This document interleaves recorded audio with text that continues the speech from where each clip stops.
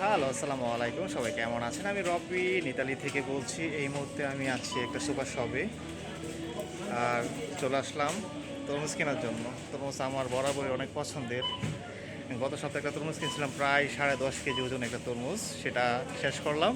তো এই সপ্তাহে আবারও চলে আসলাম তরমুজ কেনার জন্য। তো একটা তরমুজ চয়েস করব, তারপর দেখবো সেটা ওজন কত। তো চলেন। 9 কেজি 176 গ্রাম। গতবার ছিল 10.5 কেজি, এবার হচ্ছে 9 কেজি। ধরেন 9 কেজি ধরেন, যেটার দাম হচ্ছে আপনার 2 টাকা 66 পয়সা। এই ধরেন 2.5 টাকা, যেটা বাংলাদেশের টাকায় হচ্ছে আপনার 300 সাড়ে 300 টাকা দাম এই 9 কেজি তরমুজের ওজনের।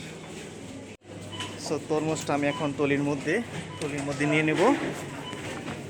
এই যে তরমুজটা এখন টলির মধ্যে নিয়ে নিলাম। এখন আমি কাউন্টারে যাব বিলটা পে করতে। অনেক বড় সিরিয়াল এখানে। সো কিছু করার নাই, সিরিয়ালে আছি। আর তরমুজ আমার অনেক পছন্দের, ঠিক আছে। যেহেতু এখন তরমুজের সিজন ইউরোপে, আর যে গরম পড়ছে, তরমুজ না খেলে শান্তি হয় না, ভালো লাগে না।